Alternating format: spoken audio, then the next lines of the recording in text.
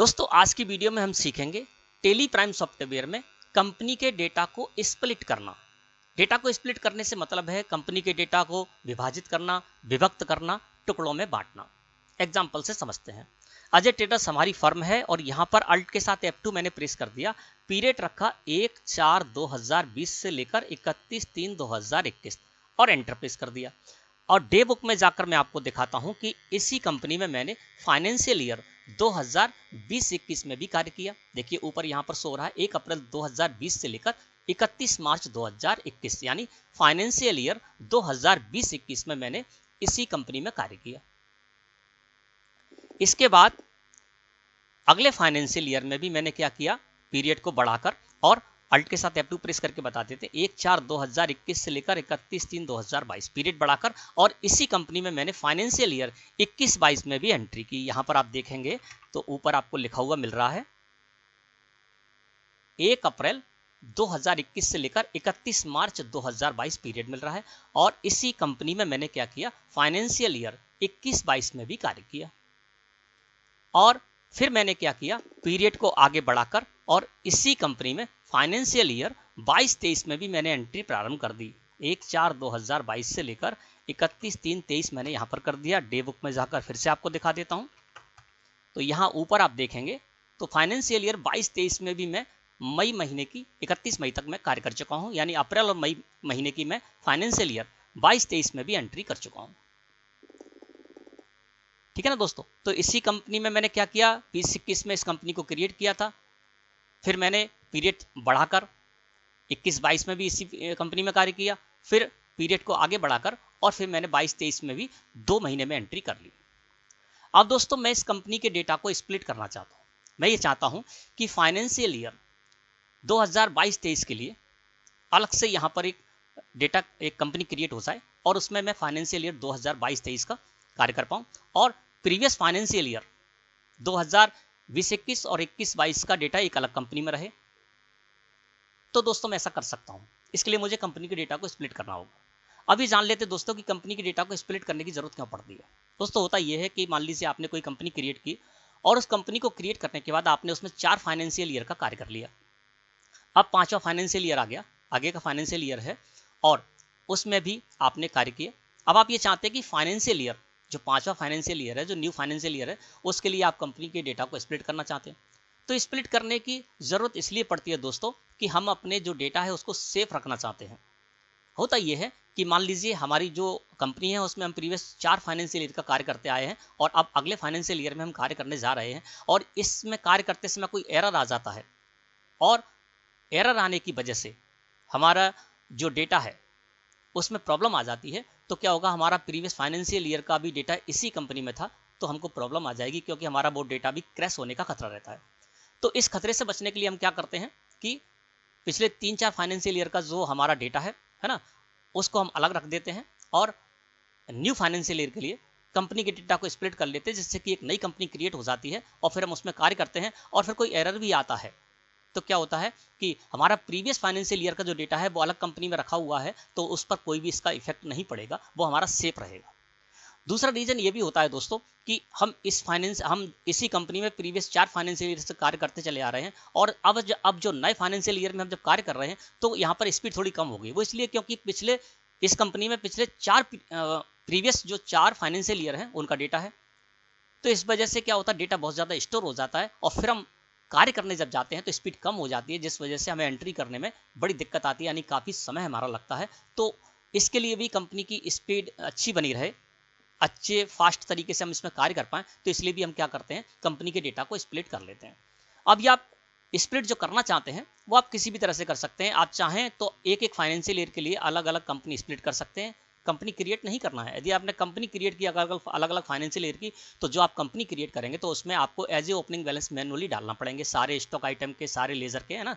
तो अगर आप कंपनी के डेटा को स्प्लिट करते हो तो ये आपको नहीं करना होगा। प्रीवियस फाइनेंशियल ईयर का जो भी आपका स्टॉक आइटम है, जो भी लेजर है, उनके जो भी क्लोजिंग बैलेंस होंगे वो एज ए ओपनिंग बैलेंस अपने आप बनकर आ जाएंगे नई फाइनेंशियल ईयर के लिए। इसके अलावा और भी कई रीजन है दोस्तों जिनकी वजह से कंपनी डेटा को स्प्लिट करना पड़ता है। अब कंपनी के डेटा को आप किस तरह से स्प्लिट करेंगे, चलिए वो जान लेते हैं। कंपनी के डेटा को जब भी आपको स्प्लिट करना है, ऊपर देखिए यहाँ पर आपको लिखा हुआ मिल रहा है डेटा, है ना। या तो इस पर आप क्लिक कर दीजिए, या इसकी की भी यहाँ पर शो हो रही है, बाई के नीचे एक अंडरलाइन है, तो आप अल्ट के साथ बाई प्रेस करके भी कंपनी के डेटा को स्प्लिट कर सकते हैं, ठीक है ना। तो मैं कंपनी के डेटा को स्प्लिट करने जा रहा हूँ, तो इसके लिए मैंने क्या किया, डेटा पर कर दिया क्लिक।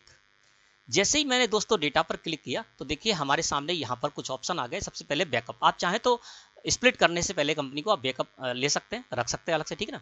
अब मैं यहाँ पर जाऊँगा स्प्लिट में, क्योंकि मुझे कंपनी के डेटा को स्प्लिट करना है। स्प्लिट को मैंने सेलेक्ट किया और एंटर प्रेस कर दिया। जैसे ही मैंने स्प्लिट को सिलेक्ट करके एंटर प्रेस किया, दो ऑप्शन हमारे सामने आ गए, वेरीफाई डेटा और स्प्लिट डेटा। तो आपको जब भी कंपनी के डेटा को स्प्लिट करना है पहले उसको वेरीफाई कराइए, क्योंकि कोई भी एरर आदि होगा तो वो आपको यहाँ पर पता चल जाएगा और उस एरर को आपको सॉल्व करना होगा, तभी आप कंपनी के डेटा को स्प्लिट कर पाएंगे, है ना। तो मैं क्या करता हूँ, कंपनी के डेटा को वेरीफाई करने के लिए वेरीफाई डेटा को मैंने सिलेक्ट किया और एंटर प्रेस कर दिया। जब मैंने ऐसा किया तो देखिए स्क्रीन हमारे सामने इस तरह से आ गई। ऊपर लिखा हुआ है वेरीफाई कंपनी डेटा और कंपनी नेम बाय डिफॉल्ट आ गया अजय ट्रेडर्स, क्योंकि मैं इसी कंपनी को ओपन किए हुए था, है ना, और मुझे इसी कंपनी के डेटा को वेरीफाई करना है। मैंने एंटर प्रेस किया और एक्सेप्ट करने के लिए फिर से एंटर प्रेस कर दिया। अब देखिए प्रोग्रेस चालू हो गई और यहाँ पर मेरा डेटा जो है वो यहाँ पर वेरीफाई हो गया, क्योंकि डेटा बहुत कम था। आपका ज़्यादा डेटा होगा थोड़ा समय लगेगा, डेटा के आधार पर यहाँ पर जो वेरीफाई डेटा होता है उसमें समय लगता है, ठीक है ना। अब देखिए मैंने जब वेरीफाई किया तो यहाँ पर लिखकर आ गया नो एरर्स फाउंड, यानी कोई भी एरर नहीं। तो अब मैं क्या कर सकता हूँ, इसको स्प्लिट कर सकता हूँ। अगर एरर है तो आप उस एरर को सॉल्व कीजिए, उसी के बाद आप कंपनी के डेटा को स्प्लिट करें, ठीक है। अब मैं क्या करता हूँ, यहाँ पर एस्केप की प्रेस करके गेटवे ऑफ टेली मुख्य मेन्यू पर आ गया।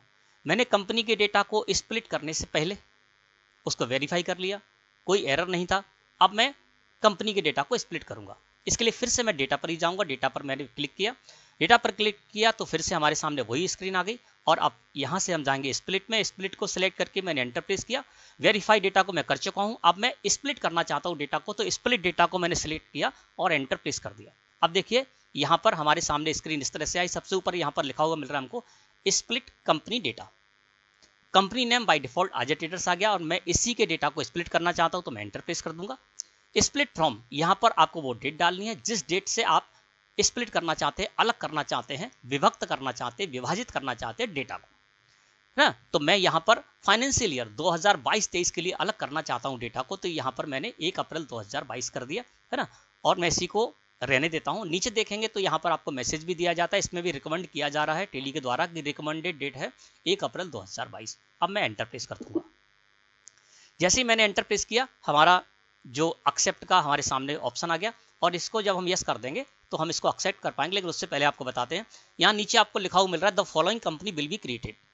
तो जब आप ऐसा करेंगे दोस्तों तो यहाँ पर 3 कंपनियां क्रिएट होंगी, वो मैं आपको बताऊंगा। यहाँ पर 2 कंपनियां बताई जा रही है, इसके अलावा एक कंपनी और क्रिएट होगी।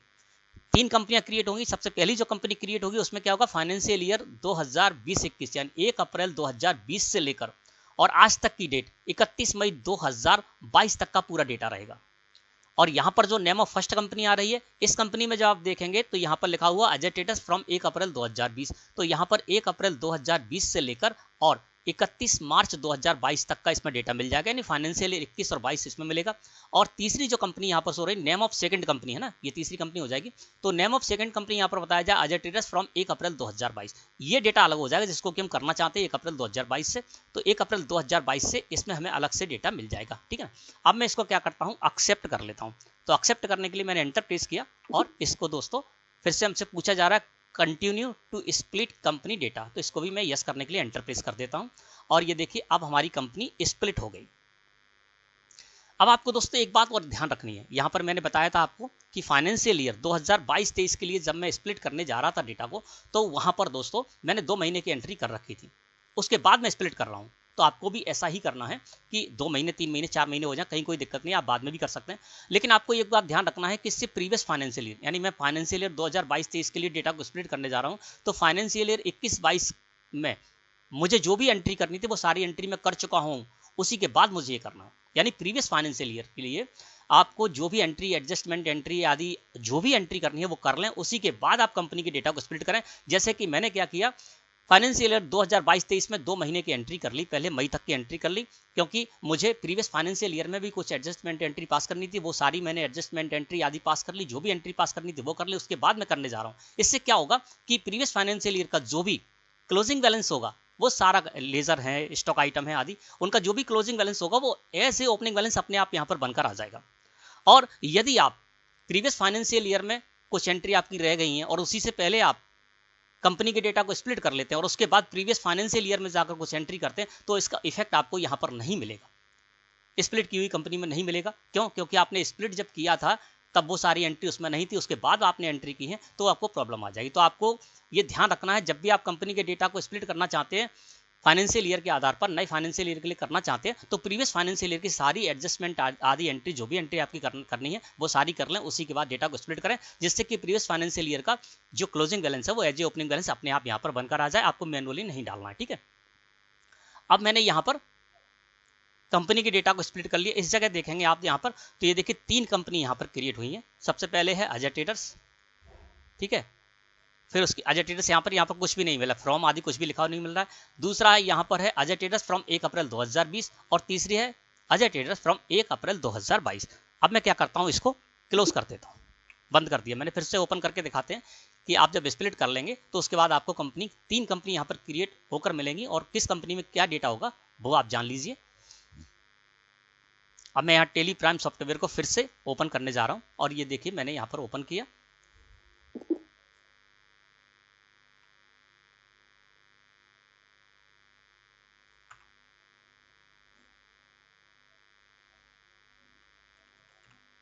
अब देखिए यहाँ पर क्या हुआ, अजय ट्रेडर्स के नाम से यहाँ पर 3 कंपनी आ गई। देखिए ये अजय ट्रेडर्स, एक कंपनी ये है, दूसरी कंपनी होगी अजय ट्रेडर्स फ्रॉम 1 अप्रैल 2020 और तीसरी कंपनी हो गई अजय ट्रेडर्स फ्रॉम 1 अप्रैल 2022। अब जो फर्स्ट कंपनी है दोस्तों, आप चाहें तो इसको डिलीट कर सकते हैं, क्योंकि इसमें आपको कौन सा डेटा मिलेगा, 1 अप्रैल 2020 से लेकर और 31 मई 2022 तक का डेटा आपको मिलेगा। तो इसकी हमको जरूरत नहीं पड़ेगी।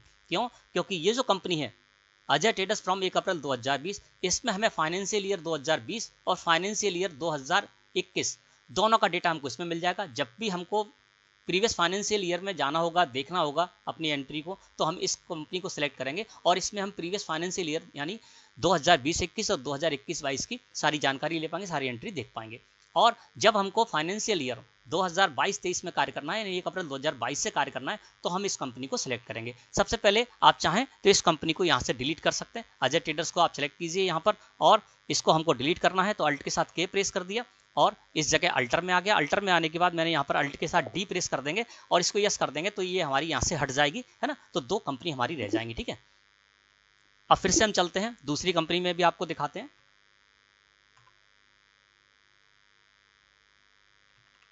अब हम आ गए अजय ट्रेडर्स फ्रॉम 1 अप्रैल 2020, इसको देख लेते हैं ना। ये देखिए अजय ट्रेडर्स फ्रॉम 1 अप्रैल 2020।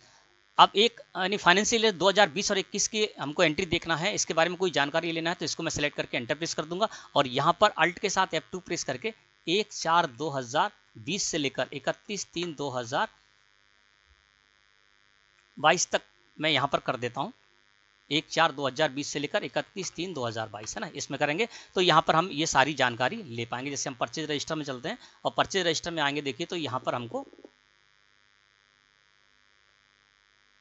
ये सारी जानकारी हमको इसमें मिल जाएगी। ठीक है ना, सबसे नीचे देखते हैं, यहाँ पर सबसे ऊपर देखते हैं, मैं आपको दिखा देता हूँ। ये देखिए सबसे पहले एंट्री खोली 1 अप्रैल 2020 से ही हमारा इसमें डेटा आ रहा है ना। और इसके बाद नीचे जाएंगे तो देखिए ये मार्च का डेटा हमारा आ रहा है, 31 मार्च 2022 तक का सारा डेटा आ रहा है। यानी फाइनेंशियल ईयर 2020-21 और 21-22 के लिए जब हमको देखना है तो हम इस कंपनी को सिलेक्ट करेंगे और इसमें हम कार्य करेंगे, है ना। अब मान लीजिए इसको मैं अल्ट के साथ F2 प्रेस करके 1/4/2020 से लेकर 31/3/2023 कर देता हूँ और फिर परचेज रजिस्टर में जाकर देखता हूँ, तो देखिए यहाँ पर केवल मार्च तक का ये डेटा आ रहा है ना।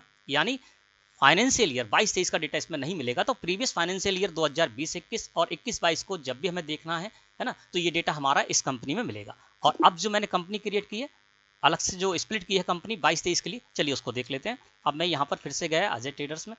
अजय ट्रेडर्स में जाने के बाद मैं इस जगह पर आ गया और यहाँ पर आने के बाद दोस्तों ये देखिए 1 अप्रैल 2022 वाली जो कंपनी है ना, जिसका नेम भी आप नंबर आपको शो हो रहा है 10032, है ना, इसको मैं सेलेक्ट करके और एंटर प्रेस कर देता हूँ। अब इसमें देखिए मैं आ गया यहाँ पर परचेज रजिस्टर में और डे बुक में भी मैं आपको दिखा देता हूँ कि 22-23 में मैंने जो 2 महीने की एंट्री की थी ना, वो मुझे इस जगह पर मिल जाएंगे। और इससे आगे की मैं यहाँ पर एंट्री कर पाऊंगा। देखिए 1 अप्रैल 2022 से लेकर 31 मई 2023 हमको इस जगह पीरियड मिल रहा है और इससे आगे की मैं एंट्री कर पाऊंगा। और मैं यहाँ पर यदि बैलेंस शीट में जाकर देखता हूँ और सन्ड्री क्रेडिटर में आपको दिखा देता हूँ, सन्ड्री क्रेडिटर में जब गए तो यहाँ पर जो क्लोजिंग बैलेंस था प्रीवियस फाइनेंशियल ईयर का वो एज ए ओपनिंग बैलेंस यहाँ पर बनकर आ गया होगा। देखिए यहाँ पर हर्षित ट्रेडर्स हमारी फर्म एक हो रही है और इस जगह देखेंगे तो प्रीवियस फाइनेंशियल ईयर का जो क्लोजिंग बैलेंस था इन पर है, देखिए वो एज ए ओपनिंग बैलेंस यहाँ पर 8,20,736 रुपये दिखा रहा है। इसी तरह से आपके जो भी स्टॉक आइटम्स होंगे, जो भी लेजर होंगे, उनका जो भी क्लोजिंग बैलेंस होगा इससे प्रीवियस फाइनेंशियल ईयर का, है ना, वो सारा का सारा आपको यहाँ पर एज ए ओपनिंग बैलेंस आपको मिल जाएगा। ठीक है ना दोस्तों, तो इस तरह से मैं समझता हूँ दोस्तों आज का टॉपिक आपको अच्छे से क्लियर हो गया होगा। वीडियो अच्छी लगी हो तो लाइक करें। धन्यवाद।